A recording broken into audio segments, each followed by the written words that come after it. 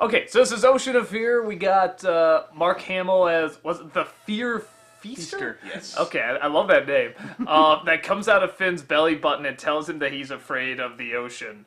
And interesting thing to be afraid of. Because he's not afraid of rivers or oceans or wells, or lakes, or deep but wells. Yeah, the rivers are fine, lakes are fine, but oceans for some reason really freak him out.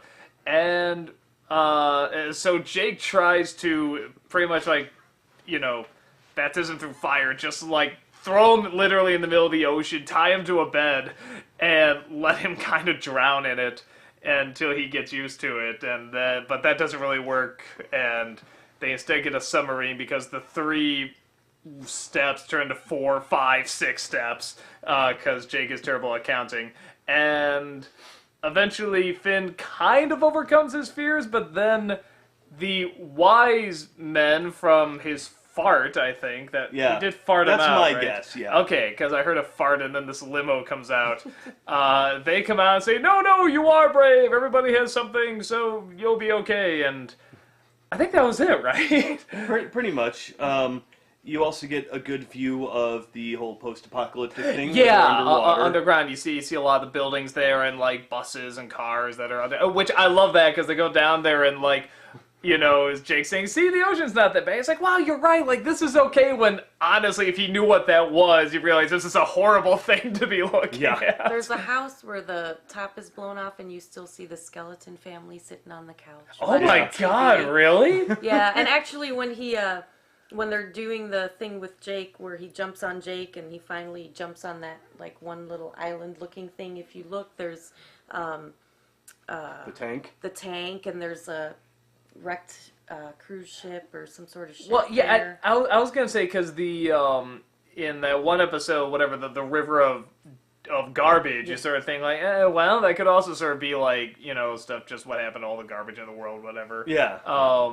And the one thing I really like in this one, I love the slapstick in this one. Yeah. Anytime he jumps on top of Jake and he just keeps beating him, his bread and butter, which I really like. Or when he hits himself with the wrench and it's that sounds. Yeah, no, that was good. Well, that's one I almost wonder if, because a lot of times censors will be like, "Well, you can't do that. That's too aggressive." I wonder if that's something. Well, because I'm wondering if when he hit his head, if that was actual creative choice, that's what they wanted to do, or if they said if censors no, that sound effect that would be too hard, and we don't want kids really hurting themselves, so just make that maybe. So could be. I've heard weirder stories. There's really weird censor stories, but and then the other thing I really like about this one is, the only way I can describe it is kind of like the Ren and Stimpy faces, where it's you'll get a lot of wrinkles and see the gums and the teeth and stuff like that. There's a lot of that from Finn in this one. It's really funny. Because he's scared. Well, it's just, I love it when they make the characters look so scared, they look like 80-year-old demons or something. Yeah. It's I don't know how to describe it. Or what are those troll faces you see and stuff like that that kind of look like those. And yeah, there's just a lot of those in that it really cracked me up. So, Mark Hamill's funny, he's still, Sorry. I was gonna say, he must just have that slime ball voice down, because, it's obviously not his natural voice, but whenever he does a voice, it always seems to be, yes, oh, let's talk. I mean, it's he really likes that slime ball voice, so, I thought it was great as that, Fear Feaster. I like the design, too, of it. I like how it had a mustache. Yeah. For, no real reason. So, no, I thought it was good. Well, how about you guys? One thing I want to say that I really like about this, there are so many shows you watch where the characters are confronted with their deepest fears. And it seems within the matter of 24 hours, they're able to confront and conquer those deepest, darkest fears. And it's okay, this show actually does a more realistic job of someone dealing with their deepest fear, because even in the end, he's still terrified of that ocean. Yeah, he doesn't overcome conquer it. He's gotten much better, and he's gotten deeper, no pun intended, into it, but at the same time, you're right, he's still, when he wakes up and he's in the ocean, he's and he's panicking, so it is sort of baby steps, but you're right, he hasn't really conquered it. And like I said, there's so many shows where it seems to be so easy to conquer your fear, and this one it's like no, it's not that easy. you're still going to be afraid of things. And then the wise men come out and they're like, no, everyone has a flaw, everyone has a fear, and it's okay. That's what makes you a good person, is that you have a flaw.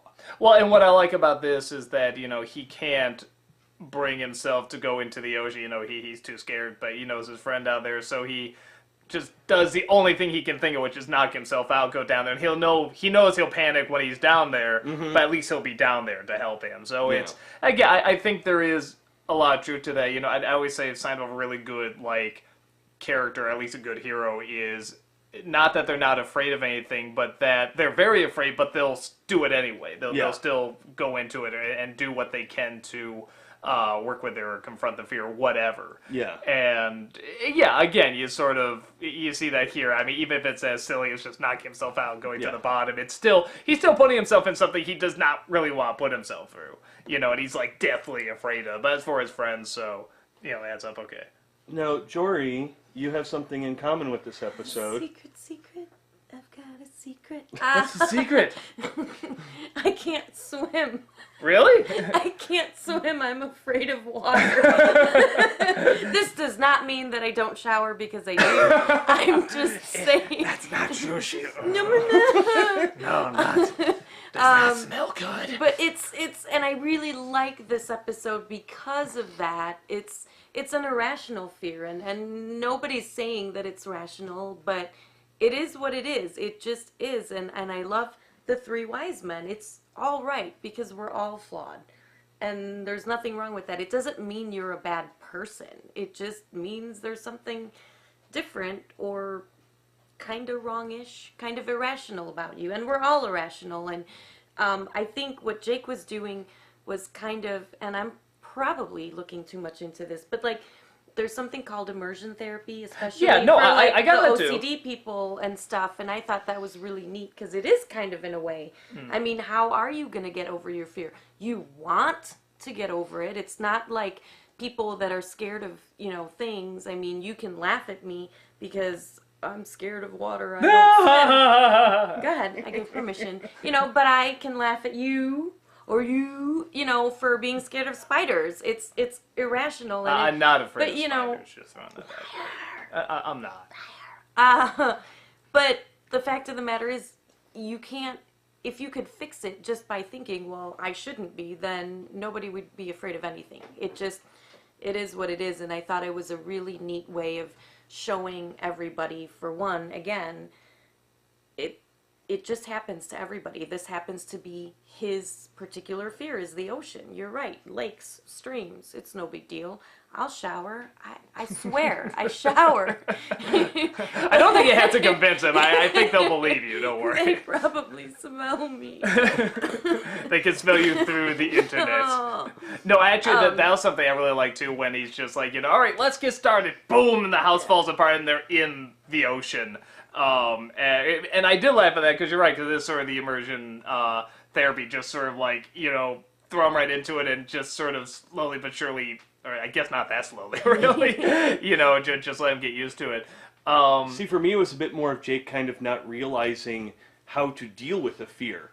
Because he's like, oh, guess what? I'm just literally going to throw you in the water. And guess what? Step 3, I'm just going to shove you under the water. And it was like, he doesn't realize that it's small steps. Well, there is definitely a way, and I've seen this done before. I'm not saying it always works or try it, but I've seen people have a horrible fear of bees, and sometimes what they'll do is that they'll throw them in the middle of a bee's nest or something like that, and that's the idea. And they try to talk them through it and stuff. I mean, I think the idea is once you go through that, and come through it, okay, that's what the biggest step you can take. But yeah, everyone's different, so I'm not. If you have a fear of bees, I wouldn't say try that, but it has to be. It has to be very carefully done and very, carefully taken care of. But yeah, no, I definitely seen that method done before. I don't know if Jake's aware it's a method. I don't know. Here's the thing, is that part of the reason why I'm so scared is because that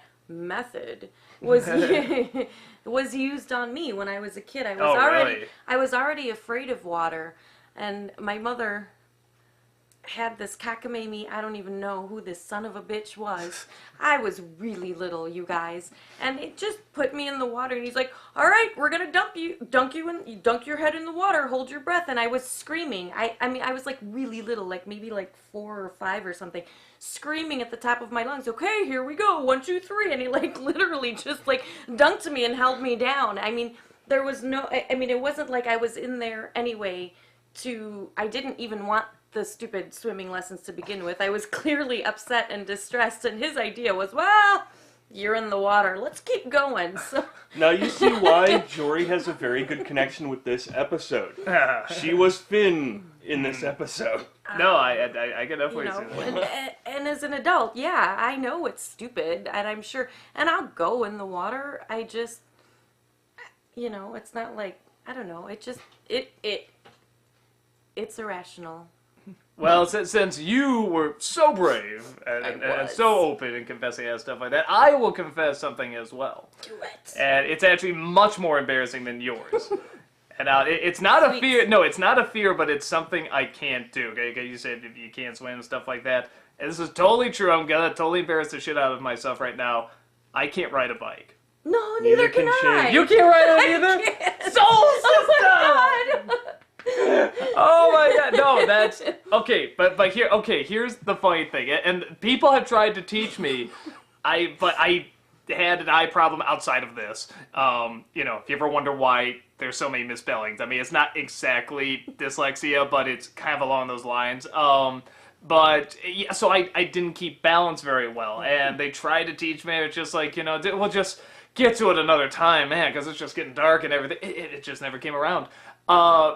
So now I sort of wear as like a badge of, whatever, didn't ride a bike, so what? It's like my weird quirk or whatever. But the funny thing is that, okay, when someone says they can't swim, it's like, oh, you poor thing, I know, wow, isn't that something? Whenever you say you can't ride a bike, it's like, what the hell's wrong with you? You can't ride a bike? What the hell, you weirdo? What? Okay, swimming, like, if you fall in water, you need it to survive, you know, and it's very probable at some point, you know, you'll come across water and need to swim or something like that. But when is there ever a moment where you need to ride a bike to survive? Being Okay, chased by a zombie horde. zombies can use bikes. I'm assuming. Have you ever given a zombie a bike? No. So you don't know. Oh, Maybe they can drive. No, you know what? I would drive a friggin' car. They're faster and they would pollute the hell out of those zombies. So I'm all for that. So I never saw the point of like, not the point, but like why everyone's like, you know, oh, you can't ride a bike.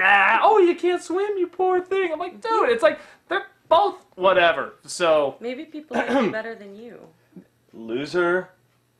Because I can both ride a bike and swim. So well, now there is nothing unique about you. But you're missing That's out on true. some. You were missing out on some great pity here. You're missing out a lot of people That's saying, true. "Oh, you poor thing. You were so brave to come out on the vlog and say that." Just, oh, poor thing. And everyone's like, "Who's that jerk who was just like, you're a loser?" See, now everyone's gonna hate you. I'm dyslexic. Take that.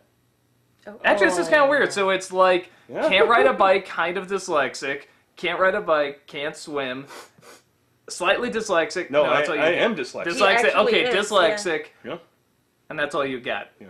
Can we make it so you can't swim either? I'm epileptic. There you go. We'll go with that. Okay. So here we go. 3 very screwed up people on this couch now. We're flawed. Yeah. Perhaps we should marry each other. I think you two would need to get a divorce first. More gifts. No. Just I'd more rather gifts. marry myself. We can hoist you from a rope. And a narcissist. So this is nice. This is a good setup here. Well, we can So- hoist you from a rope. And I'll That- grow a beard. I would never And you can touch your touch my beard. beard? Oh. Never. Who would have thought time on the couch today would actually be time on the couch, like a therapy couch here? Yeah, This that's is a good kind of point. scary. Yeah. Let's go ride some bikes. Mostly wrong. Yeah, you go do that. I'll go take a shower. I really, really need to shower. They really should get a divorce.